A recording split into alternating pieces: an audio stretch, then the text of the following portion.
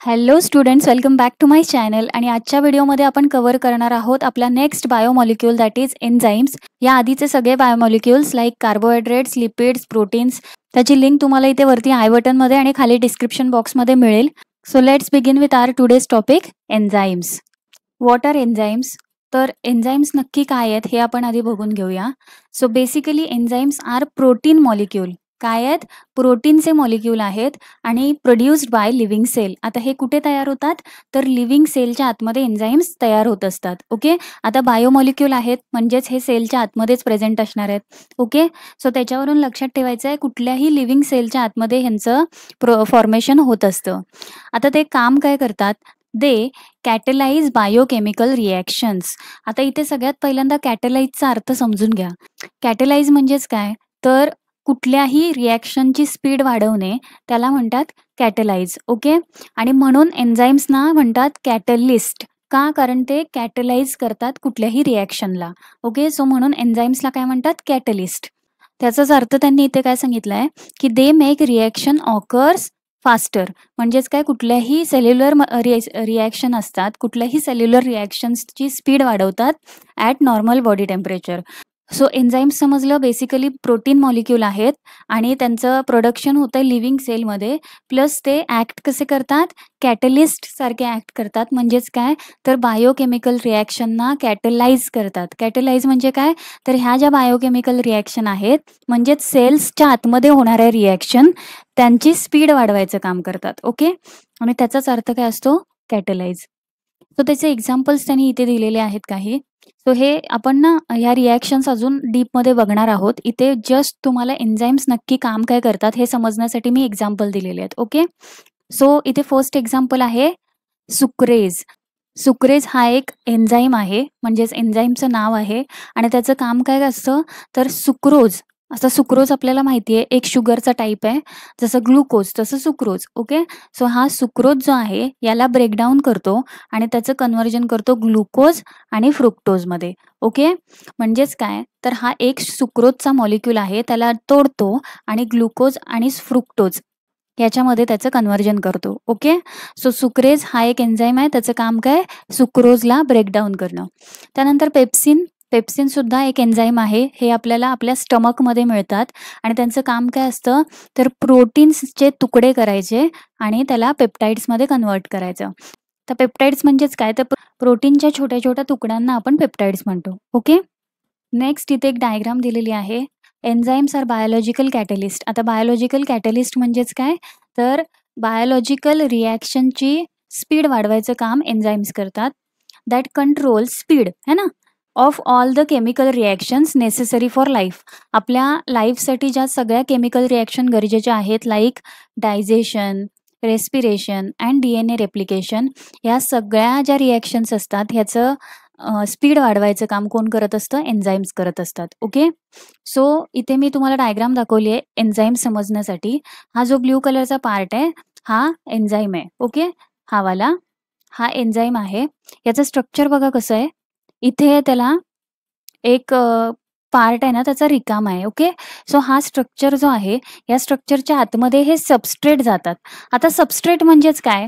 तर ज्या मॉलिक्यूलला तो तोडणार आहे. ओके, ज्या मॉलिक्यूलला तो तोडणार आहे. जसं आपण इथे एक्झाम्पलमध्ये काय बघितलं?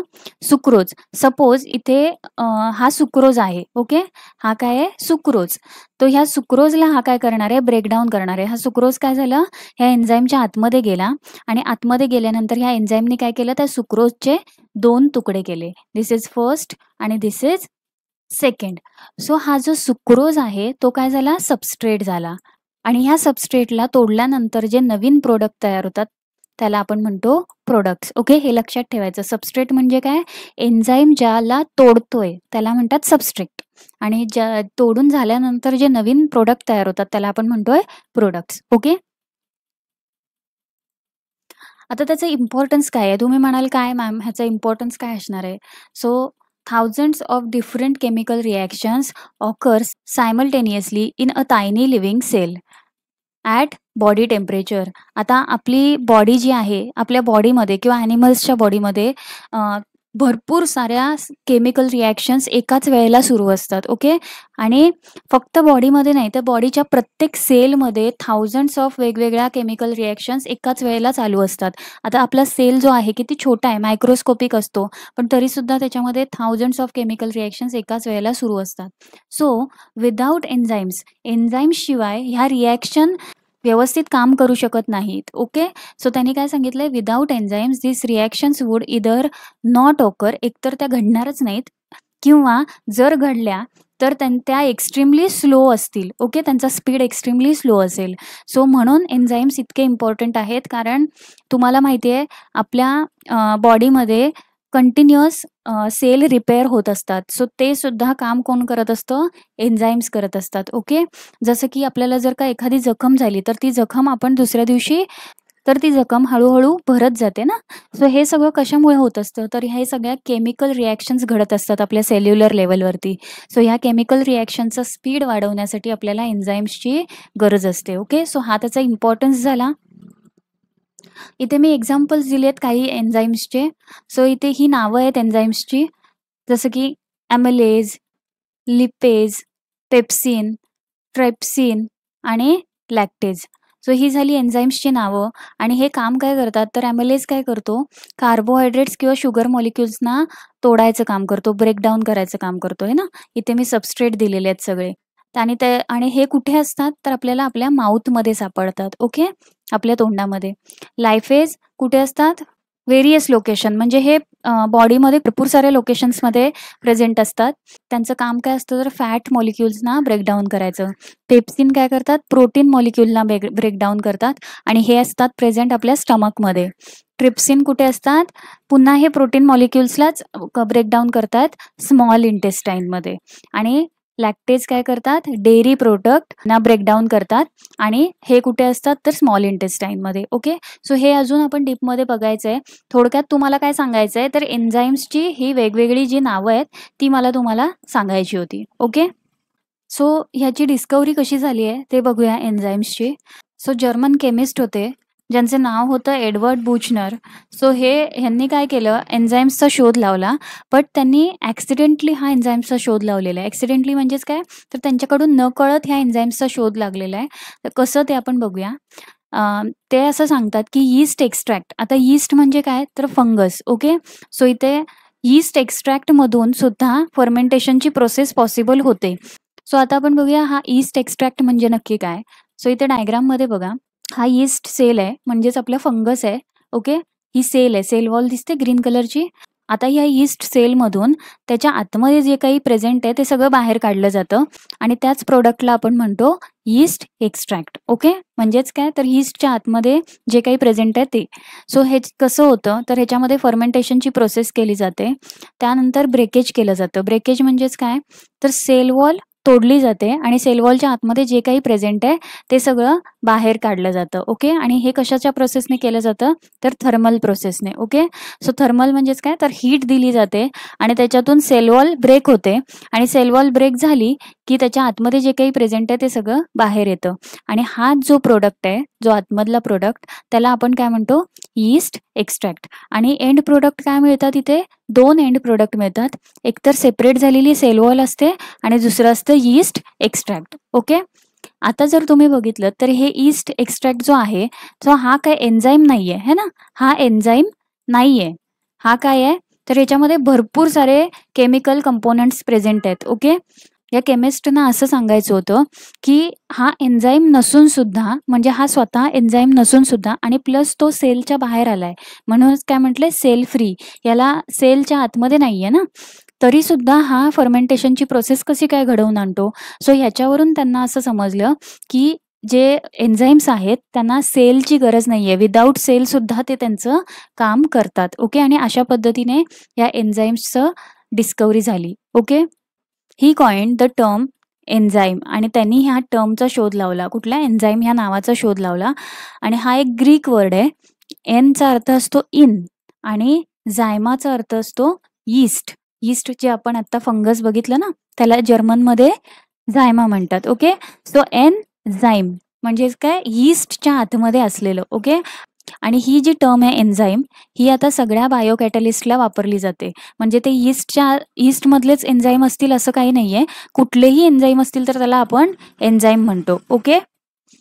आता आपण बघूया एन्झाईमची स्पेसिफिसिटी आणि सबस्ट्रेट. आता सबस्ट्रेट हे आपण मगाशी बघितलं. एन्झाईम ज्या गोष्टीचं ब्रेकडाऊन करणार आहेत किंवा ज्या गोष्टीला तोडणार आहेत त्याला आपण काय म्हणतो? सबस्ट्रेट. आता स्पेसिफिसिटी म्हणजेच काय? Each enzyme कॅटलाइज a small number of reactions. आता त्यांना काय म्हणायचं आहे? प्रत्येक एन्झाईम हा एकाच रिॲक्शनवरती काम करत असतो किंवा त्याच रिॲक्शन सारखे जे जवळपास असणारे जे रिॲक्शन्स आहेत त्यांच्यावरतीच तो फक्त काम करतो.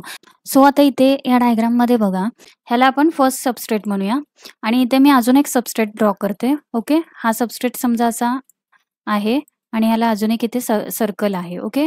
सो हे जे सबस्ट्रेट असतात ना, याचे स्ट्रक्चर वेगवेगळे असतात आणि ह्या एन्झाईम्सचे सुद्धा स्ट्रक्चर वेगवेगळे असतात. ओके. सो इथे हा सेकंड सबस्ट्रेट झाला. ओके. आणि अजून एक मी इथे सबस्ट्रेट ड्रॉ करते. याचा स्ट्रक्चर आहे ना, मी ह्याच्या सिमिलर काढते. ओके. फर्स्टवाल्याचे सिमिलर आणि याला नाव देते 3. ओके. सो आता आपल्याकडे 3 सबस्ट्रेट आहेत आणि एक एन्झाईम आहे. सो त्यांना नक्की काय सांगायचं आहे? तर अशा वेळेला हा जो एन्झाईम आहे ना, ओके, हा एन्झाईम आहे तो काय करणार आहे? ह्या सबस्ट्रेटसोबत ह्या सबस्ट्रेटला ब्रेकडाऊन करणार आहे फर्स्टवाल्या. का? कारण त्याचा शेप आणि ह्या एन्झाईमचा शेप फिट होत आहेत. ओके. हे एकमेकांना फिट होत आहेत. सो हा ह्या सबस्ट्रेटवरती काम करणार आहे. आणि पुढे आता कुठला सबस्ट्रेट आहे? हा सेकंडवाला.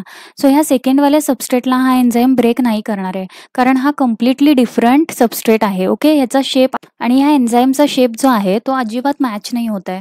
म्हणून इथे ह्या सबस्ट्रेटला तो ब्रेकडाऊन करू शकत नाही. आता third substrate is similar to first substrate है ना. हे दोन दिसायला सेम आहेत किंवा थोडासा डिफरन्स आहे यांच्यामध्ये, बट तरीसुद्धा हे एकाच डायग्राम सारखे दिसत आहेत आपल्याला. सो हा काय करणार आहे एन्झाईम? ह्या सबस्ट्रेटला तो ब्रेकडाऊन करू शकतो. ओके. हा जो सबस्ट्रेट आहे ह्याला तो ब्रेकडाऊन करू शकतो आणि हा सेकंडवाला जो सबस्ट्रेट आहे त्याला ब्रेकडाऊन करू शकत नाही. का? कारण त्याचं स्ट्रक्चर कम्प्लिटली डिफरंट आहे. ओके. सो तेच त्यांना इथे सांगायचं आहे की each enzyme catalyses a small number of reaction. म्हणजेच प्रत्येक एन्झाईम हा एक छोट्या नंबर ऑफ रिॲक्शन्सनाच ब्रेकडाऊन करू शकतो किंवा कॅटलाइज करू शकतो. म्हणजेच काय? त्यांना मदत करू शकतो. ऑफन टू वन म्हणजेच काय? तर सरास फक्त एकाच सबस्ट्रेटवरती तो काम करू शकतो किंवा एकाच रिॲक्शनवरती काम करू शकतो. Okay. Enzymes are specific because their shapes fit only certain substrates. तेच मी आत्ता तुम्हाला सांगितलं की एन्झाईम स्पेसिफिक का आहेत? कारण त्यांचा जो शेप आहे तो सर्टन सबस्ट्रेटलाच फिट करू शकतो. वेगवेगळ्या सबस्ट्रेटना तो फिट करू शकत नाही. जसे डिफरंट सबस्ट्रेट असतील तसेच डिफरंट एन्झाईम्ससुद्धा प्रेझेंट असतात. Okay. So allowing them to work only on those reactions. आणि त्यांच्या शेपमुळे फक्त ते काही ठराविक रिॲक्शन्समध्येच काम करू शकतात. ओके. सो एन्झाईमचा शेप जसा असेल त्याच्यावरून ठरतं की तो कोणत्या सबस्ट्रेटला ब्रेकडाऊन करेल किंवा कॅटलाइज करेल. Okay. The substance upon which the enzyme act is called as substrate. आता इथे सबस्ट्रेटची डेफिनेशन दिली आहे. असा सबस्टन्स ज्याच्यावरती एन्झाईम काम करतो किंवा कॅटलाइज करतो ज्या सबस्टन्सला, त्या सबस्टन्सला आपण काय म्हणतो? तर या सबस्टन्सला आपण म्हणणार आहोत सबस्ट्रेट. ओके. सो आपला नेक्स्ट टॉपिक आहे लोकेशन ऑफ ॲक्शन. म्हणजेच हे एन्झाईम्स जिथे काम करत असतात तर ते लोकेशन कोणतं आहे? अशा वेळेला 2 लोकेशन्समध्ये एन्झाईम काम करत असतात. सगळ्यात पहिले आहेत एंडो एन्झाईम्स आणि दुसरे आहेत एक्झो एन्झाईम्स. आता इथे एंडोचा अर्थ असतो आतमध्ये आणि एक्झोचा अर्थ असतो बाहेर. सो हे जे एन्झाईम्स आहेत ते सेलच्या आतमध्ये प्रेझेंट असतात आणि हे जे एन्झाईम्स आहेत ते त्यांचं प्रोडक्शन तर सेलच्या आतमध्येच होतं, पण ते काम करायला सेलच्या बाहेर येतात. ओके. समजतंय का? हे जे एंडो एन्झाईम्स आहेत ना, हे सेलच्या आतमध्येच तयार होतात आणि ते कामसुद्धा सेलच्या आतमध्येच करत असतात. पण हे जे एक्झो एन्झाईम्स आहेत ते सेलच्या आतमध्ये तयार होतात पण काम करण्यासाठी सेलच्या बाहेर येतात. ओके. सो आता थोडं एक्सप्लेन करूया. Act within the cell in which they are synthesised. म्हणजेच काय? ज्या सेलमध्ये ते तयार होतात त्या सेलमध्येच ते काम करतात है ना. ॲक्ट म्हणजे काय? काम करणे. Act within the cell in which they are synthesised. Okay. Synthesise म्हणजे जिथे तयार होतात. एक्झाम्पल त्यांनी दिलेलं आहे enzymes produced in chloroplast and mitochondria. आता सेलच्या आतमध्ये जे क्लोरोप्लास्ट आणि मायटोकॉन्ड्रिया आहेत तिथे हे एन्झाईम्स तयार होतात आणि तिथेच ते काम करत असतात. ओके. सेलच्या आतमध्ये काम काय करतात? तर त्या सेलमध्ये ज्या रिॲक्शन्स होत असतील त्यांना कॅटलाइज करायचं हे काम करत असतात. ओके. आता एक्झो एन्झाईम्स काय करतात, तर हे सुद्धा सेलच्या आतमध्येच तयार होतात. हे बघा, ह्यांनी काय सांगितलंय, ॲक्ट आउटसाइड द सेल, म्हणजेच काय, सेलच्या बाहेर येतात आणि तिथे जाऊन काम करतात आहे ना, outside the cell in which they are synthesised. म्हणजेच काय त्यांना म्हणायचंय, सपोज हा इथे एक सेल आहे. ओके. आणि या सेलच्या आतमध्ये हे छोटे छोटे एन्झाईम्स तयार झाले, तर काय होणार आहे, आता हे एन्झाईम्स सेलच्या बाहेर येणार आणि मग ते त्यांचं काम करणार आहेत. ओके. सेलच्या आतमध्ये ते कुठलीही प्रोसेस करत नाही आहेत किंवा कुठलंही काम करत नाही आहेत. आणि अशा एन्झाईम्सचं एक्झाम्पल त्यांनी काय दिलंय, मेनी फंगीज. मगाशी मी तुम्हाला डायग्राम समजवली होती ना यीस्टची. सो ते जे यीस्ट एक्स्ट्रॅक्टमध्ये जे एन्झाईम प्रेझेंट असतात ते कसे आहेत, सेलच्या बाहेर आहेत ना, तरी सुद्धा ते काम करतात. ओके. सो त्या एन्झाईम्सना आपण काय म्हणणार, exoenzymes. Okay. Enzyme synthesised by living cell retain catalytic property even when extracted from the sale.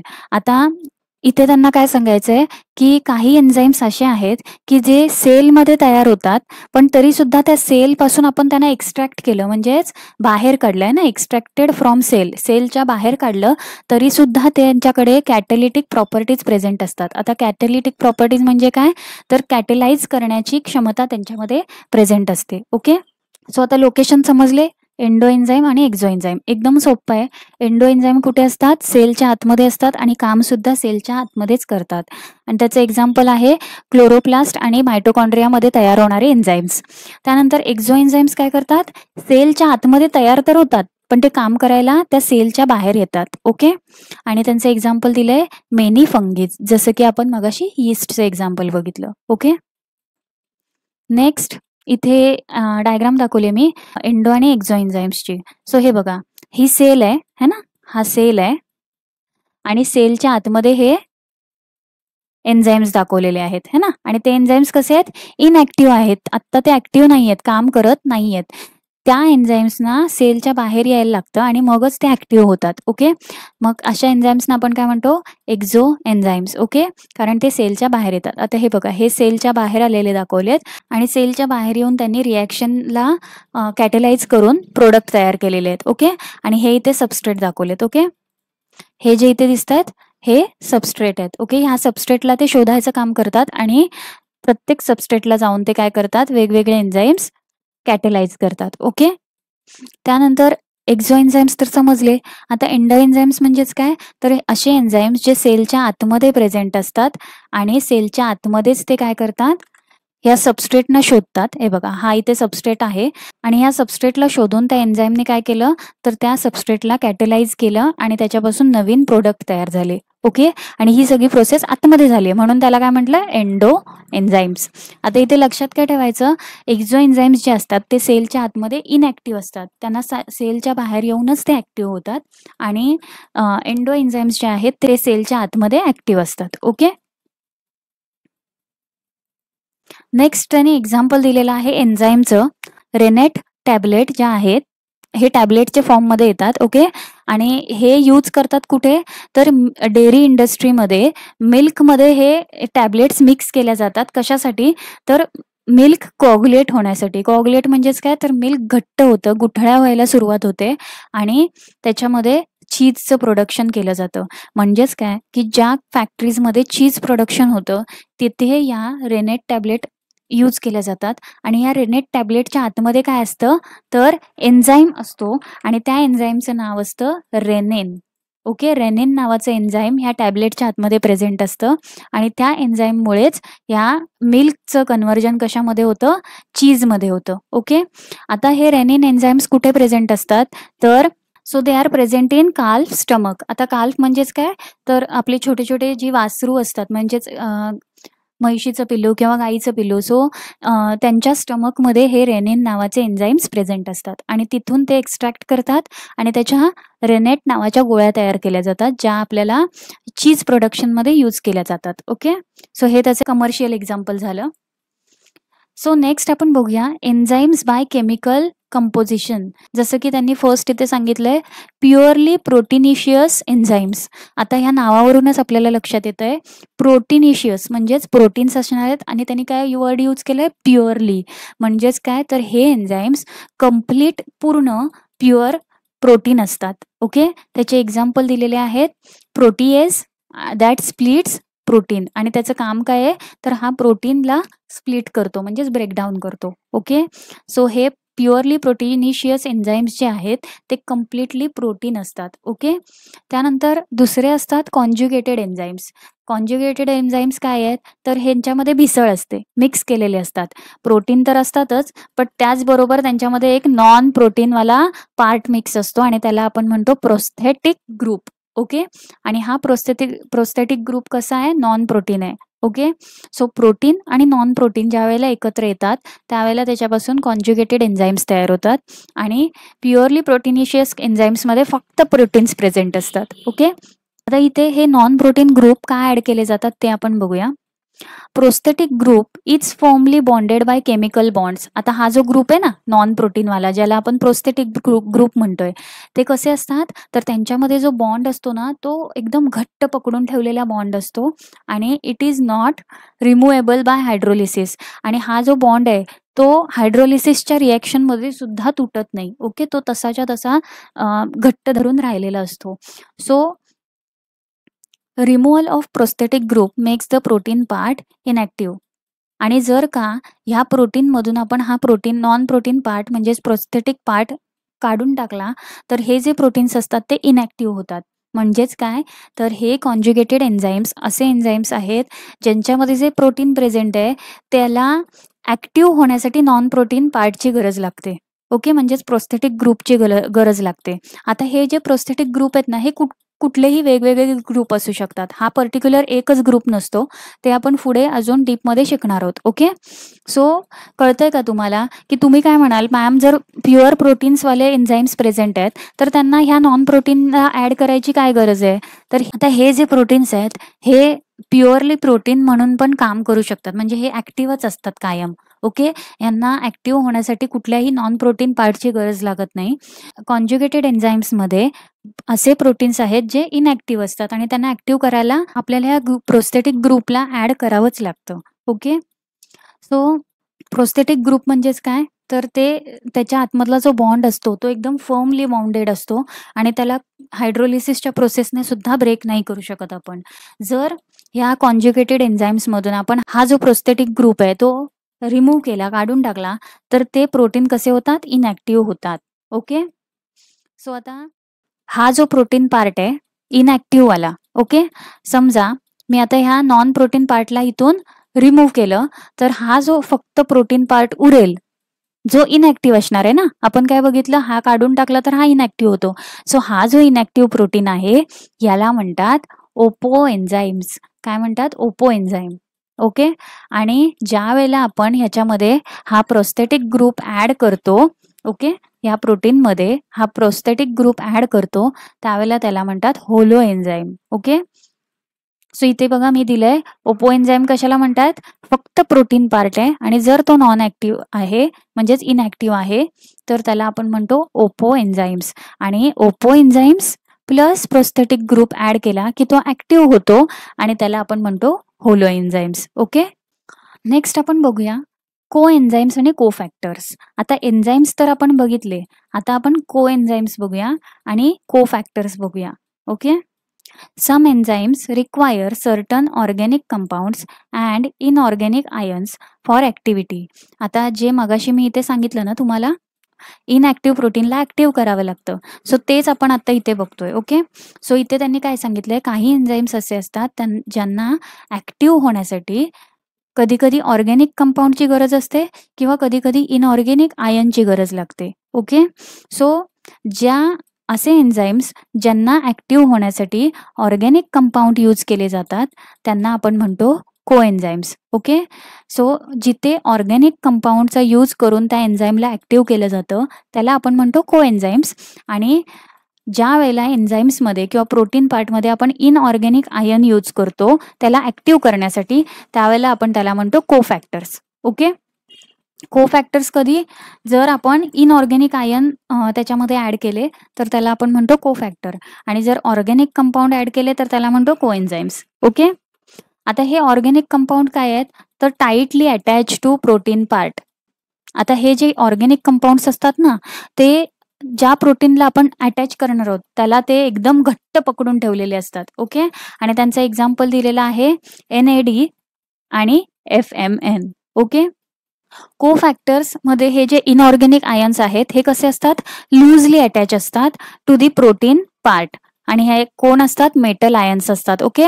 आणि हे ज्या प्रोटीनला आपण अटॅच करणार आहे त्यांना एकदम लूजली पकडून ठेवलेलं असतं. ओके. म्हणजेच काय, लूजली अटॅच म्हणजेच काय, तर ह्यांना ब्रेकडाऊन करायला गेलं तर हे इझिली ब्रेकडाऊन होतात, आणि ह्या ऑर्गॅनिक कंपाऊंड्सना इझिली आपण तोडू शकत नाही. का, कारण त्यांनी प्रोटीन्सना एकदम घट्ट पकडून ठेवलेलं असतं.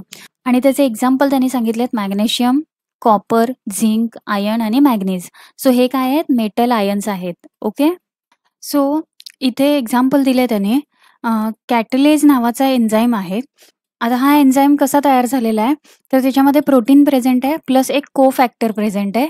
ओके. सो कोफॅक्टर कोणता आहे, तर आयन. ओके. हा आयन नावाचा कोफॅक्टर ह्याच्यामध्ये प्रोटीनसोबत अटॅच केलेला आहे. ओके. सो तो कसा असणार आहे, इनऑर्गॅनिक आयन आहे आणि लूजली अटॅच असणार आहे, म्हणजेच आपण ह्याला इझिली ब्रेकडाऊन करू शकतो.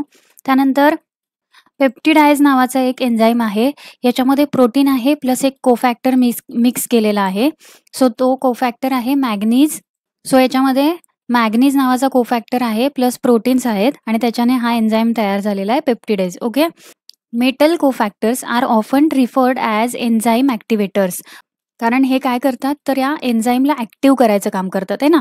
प्रोटीन इनॅक्टिव्ह असतो आणि कोफॅक्टर जॉईन केला की ते ॲक्टिव्ह होतात, म्हणून त्याला काय म्हटलं, enzyme activator. Okay. So I hope तुम्हाला कोएन्झाईम आणि कोफॅक्टरमधला डिफरन्स कळलेला आहे. ओके. कोएन्झाईममध्ये ऑर्गॅनिक कंपाऊंड अटॅच केले जातात प्रोटीनसोबत, आणि कोफॅक्टरमध्ये इनऑर्गॅनिक आयन्स अटॅच केले जातात प्रोटीनसोबत. आता आपण बघूया प्रॉपर्टीज ऑफ एन्झाईम्स. सो एन्झाईम्सच्या प्रॉपर्टीज काही तुम्हाला दिलेल्या आहेत. त्यातली फर्स्ट प्रॉपर्टी आहे प्रोटीनिशियस नेचर.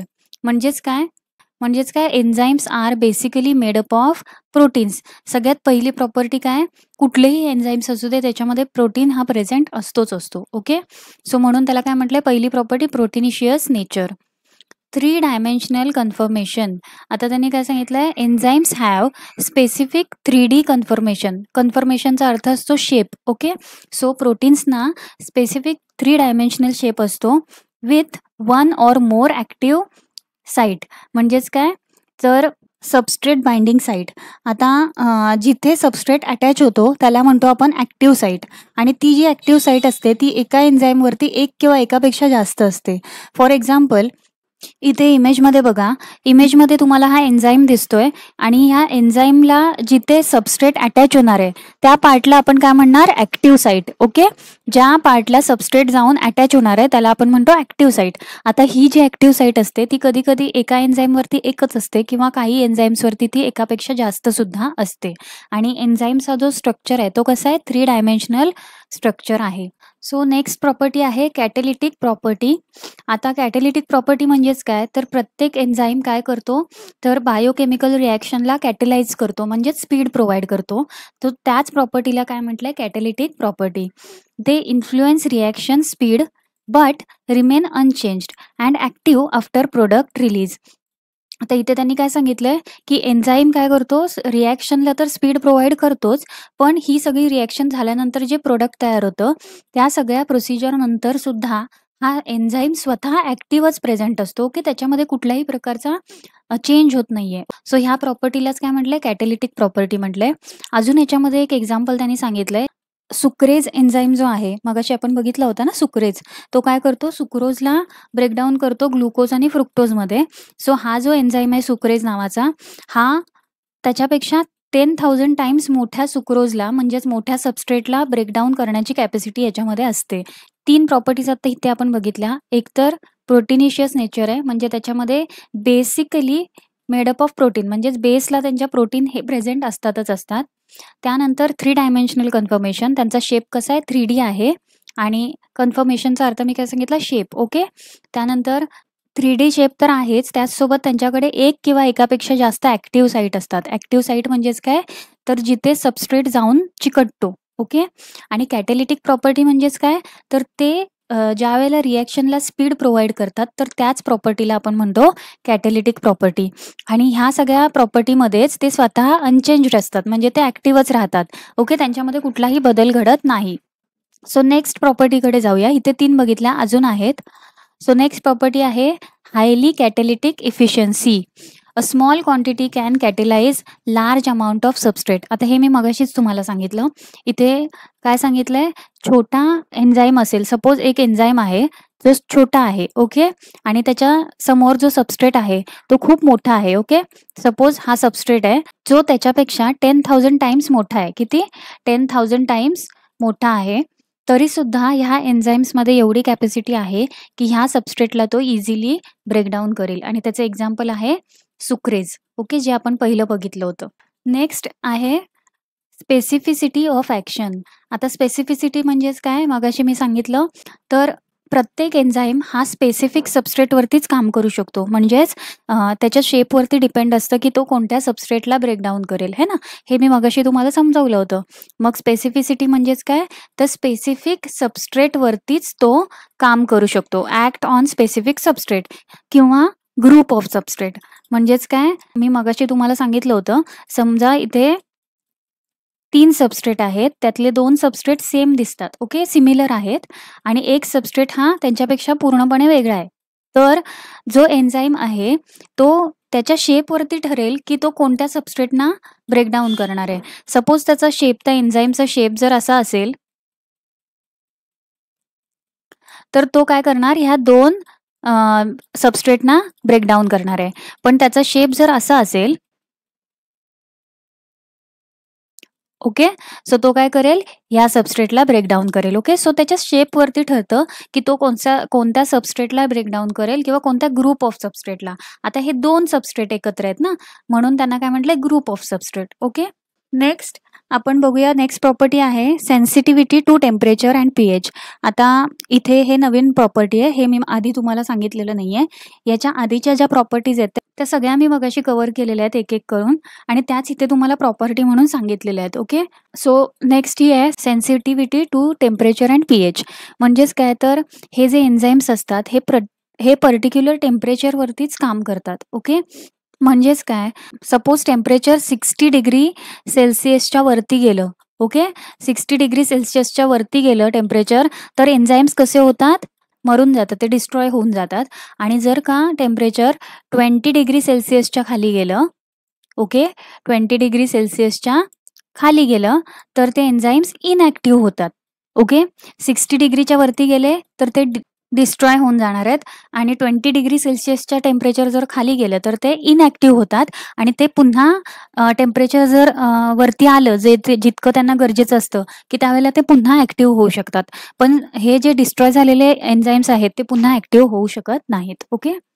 सो सेन्सिटिव्हिटीचा अर्थ काय त्यांनी सांगितलंय, इच एन्झाईम हॅज ऑप्टिमम pH. प्रत्येक एन्झाईमला एक ऑप्टिमम pH मिळालेला आहे. म्हणजेच काय, तर pH म्हणजे इथे तुम्ही ॲसिडिटी आणि बेस आपण म्हणू शकतो. ओके. टेम्परेचर थोडक्यात. सो प्रत्येक एन्झाईम हा ठराविक टेम्परेचरवरती ॲक्टिव्ह राहतो.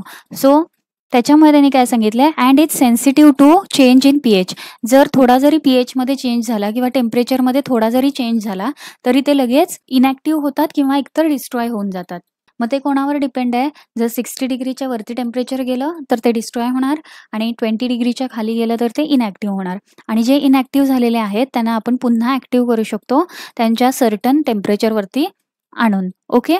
सो इथे एक्झाम्पल दिलेलं आहे, जसं की पेप्सिन नावाचा जो एन्झाईम आहे त्याचा pH आहे 2. ओके. सो ह्या 2 pH वरती तो हायली ॲक्टिव्ह असतो, म्हणजे भरपूर काम करतो थोडक्यात. आणि ट्रिप्सिन नावाचा जो एन्झाईम आहे त्याचा pH आहे 9.5. सो ह्या pH वरती तो हायली ॲक्टिव्ह असतो. ओके. सो जर 9.5च्या खाली जर pH गेला तर ट्रिप्सिन इनॲक्टिव्ह होणार आहे, आणि 9.5च्या जर वरती pH गेला तर ट्रिप्सिन डिस्ट्रॉय होऊन जाणार आहे. तसंच पेप्सिनचं पण आहे, जर 2च्या वरती pH गेला तर तो डिस्ट्रॉय होऊन जाणार, आणि 2च्या खाली जर pH गेला तर तो इनॲक्टिव्ह होणार आहे. ओके. आता टेम्परेचर इफेक्ट्स. आता टेम्परेचरचे कसे इफेक्ट होतात एन्झाईम्सवरती ते आपण बघूया.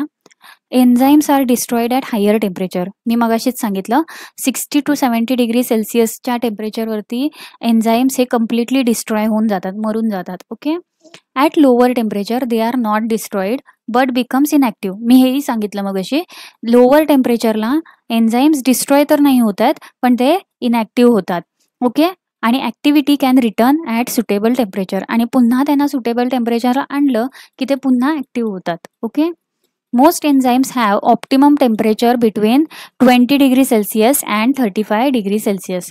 आता भरपूर सारे एन्झाईम्स आहेत ना, सो त्यातले जे मोस्ट ऑफ द एन्झाईम्स आहेत ते त्यांचं ऑप्टिमम टेम्परेचर हे 20 डिग्री ते 35 डिग्रीमध्ये कुठेतरी असतं. ओके. सो हे त्यांचं ऑप्टिमम टेम्परेचर दिलेलं आहे भरपूर साऱ्या एन्झाईम्सचं, मोस्ट ऑफ द एन्झाईम्सचं. आणि हे टेम्परेचर कसं असतं, रूम टेम्परेचर आहे ना. सो आता ना एन्झाईम्सला नॉमेनक्लिएचर सिस्टीमने नावं दिलेली आहेत. आता नॉमेनक्लिएचर म्हणजे आपल्याला माहिती आहे, ज्या वेळेला कुठल्याही सायंटिफिक गोष्टीला आपण नाव देतो त्यावेळेला त्याला म्हणतात नॉमेनक्लिएचर. ओके. सो सगळ्यात पहिला त्याचा आहे नॉमेनक्लिएचरची सिस्टीम कॉमन नेमिंग सिस्टीम, ज्याच्यामध्ये काय होतं तर एक सफिक्स ॲड होतो. आता सफिक्स आणि प्रिफिक्स तुम्हाला माहिती आहे. प्रिफिक्स म्हणजे काय तर एक पर्टिक्युलर वर्ड आहे, त्याच्या पुढे जर का आपण एखादा दुसरा वर्ड अटॅच केला तर आपण त्याला प्रिफिक्स म्हणतो. आणि सफिक्स म्हणजे काय तर एक वर्ड आहे आणि त्याच्या लास्टला आपण जर वर्ड ॲड केला तर त्याला सफिक्स म्हणतो. सो इथे कॉमन नेमिंग सिस्टीममध्ये सफिक्स ॲड केला जातो आणि तो कुठला असतो ASE. ओके. ASE हा सफिक्स ॲड केला जातो टू सबस्ट्रेट. सो त्या सबस्ट्रेटच्या नावाच्या पाठीमागे ASE लागतं आणि त्यावेळेला त्याला आपण म्हणतो कॉमन नेमिंग नॉमेनक्लिएचर. ओके. सो जसं की इथे एक्झाम्पल दिलेलं आहे त्याने प्रोटीएज. सो प्रोटीएज काय झाला सबस्ट्रेट झाला आणि ASE काय झाला सफिक्स झाला. ओके. तसंच इथे सुक्रेज, जसं सुक्रेज आहे ना, सबस्ट्रेटचं नाव काय आहे सुक्रेज. सो सुक्रोज मधला SUR इथे घेतलेला आहे जो ज्याला आपण सबस्ट्रेट म्हणतो आणि ASE काय झाला त्यातला सफिक्स झाला. ओके. तसंच न्यूक्लिएज. सो न्यूक्लिएज मधला न्यूक्लिए काय झाला आहे सबस्ट्रेट आणि ASE काय झाला त्याचा सफिक्स. ओके. सो हे असं लक्षात ठेवायचं आहे, कॉमन नेमिंगमध्ये सबस्ट्रेटचं नाव घेतात आणि त्याच्या पाठीमागे ASE सफिक्स ॲड करतात. नेक्स्ट आहे नेम्ड बाय फंक्शन. आता ठराविक एन्झाईम कोणतं काम करतो त्या फंक्शनवरून म्हणजे त्या कामावरून सुद्धा त्याला नाव दिलेलं आहे. जसं की एक्झाम्पल त्याने दिलेलं आहे डिहायड्रोजेनेसिस. आता हे डिहायड्रोजेनेसिस म्हणजेच काय, डी म्हणजेच काय तर रिमूव्ह होणे आणि हायड्रोजेनेस. आता बघा हायड्रोजन आणि त्याच्या पाठीमागे ASE लागलाय म्हणजेच हायड्रोजन काय झाला सबस्ट्रेट आणि त्याच्या मागे सफिक्स लागलाय ASE. सो याच्यामध्ये काय होतंय हायड्रोजन जो आहे तो रिमूव्ह होतो. ओके. सो त्याचं काम काय आहे रिमूव्ह हायड्रोजन, म्हणून त्याला नाव काय दिलंय डिहायड्रोजेनेस. त्यानंतर कार्बोक्झिलेज. आता कार्बोक्झिलेजमध्ये काय होतंय CO म्हणजे कार्बोक्झिल ग्रुप ॲड होतो म्हणून त्याला नाव काय दिले कार्बोक्झिलेज. ओके. त्यानंतर डिकार्बोक्झिलेज म्हणजेच काय ह्याच्यामधून कार्बोक्झिल ग्रुप रिमूव्ह होणार आहे, जसं ॲड होतंय तसं रिमूव्ह होतोय.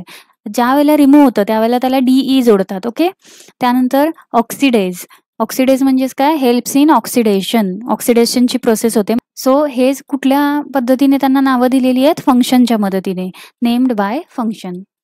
आता नेम्ड बाय सोर्स म्हणजेच हे कुठून आलेले आहेत म्हणजेच आपल्याला कुठून मिळतात त्याच्यावरती ठरतं त्यांचं नाव काय असेल.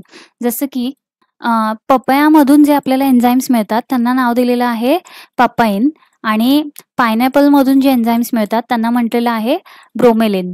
सो पायनॅपल ह्या फॅमिलीमधून येतो म्हणजेच ह्या स्पीसीजमधून येतो. ब्रोमेलिन ही त्याची फॅमिली आहे. ओके. त्यानंतर इंटरनॅशनल कोड. इंटरनॅशनल कोडमध्ये काय असतं तर बघा enzyme names end with ASE जे आपण फर्स्ट बघितलं ना कॉमन नेमिंगमध्ये तसं त्याला सफिक्स लागतं ASE आणि ऑफन हॅव डबल नेम म्हणजेच काय बऱ्याच वेळेला त्यांना दोन नावं दिलेली असतात. जसं की फर्स्ट सबस्ट्रेट पहिलं नाव असतं त्याचं सबस्ट्रेटचं, जसं की इथे आपण काय बघितलं सुक्रोज असेल समजा तर सुक्रोज येणार आहे. सेकंड नाव असतं रिॲक्शनचं. जर सुक्रोजवरती आपण समजा हायड्रोलिसिसची रिॲक्शन होते तर नाव कसं तयार होईल सुक्रोज हायड्रोलिसिस म्हणजे असं काहीतरी त्याचं नाव होणार आहे. त्याला दोन नावं दिलेली असतात. फर्स्ट नाव नेहमी असतं सबस्ट्रेट आणि दुसरं नाव असतं त्याच्यावरती होणारी रिॲक्शन. त्याचे एक्झाम्पल्स इथे दिलेले आहेत ग्लुटामेट, पायरुवेट ट्रान्समिनेज. सो हे काय करतायत तर transfer amino group from glutamate to pyruvate. आता ह्या ग्लुटामेटमध्ये अमिनो ॲसिड्स आहे, अमिनो ॲसिड्सचा ग्रुप आहे, तर त्या ग्रुपला ट्रान्सफर करतात ग्लुटामेटमधून पायरुवेटकडे. ओके. सो ग्लुटामेट काय झाला तर सबस्ट्रेट झाला आणि त्याच्यामध्ये रिॲक्शन कसली होते, ट्रान्सफर होते. काय ट्रान्सफर होतंय तर अमिनो ॲसिड ट्रान्सफर होत आहेत. कुठे ट्रान्सफर होत आहेत, पायरुवेटकडे. म्हणून ग्लुटामेट पायरुवेट ट्रान्समिनेज. ओके. सो अशा पद्धतीने ही नॉमेनक्लिएचर सिस्टीम आहे आणि ह्या पद्धतीने एन्झाईम्सला नावं दिली जातात. ओके. आय होप तुम्हाला आजचा टॉपिक व्यवस्थित कळला असेल. काही प्रॉब्लेम्स असतील, डाऊट्स असतील, मला कमेंट सेक्शनमध्ये विचारा.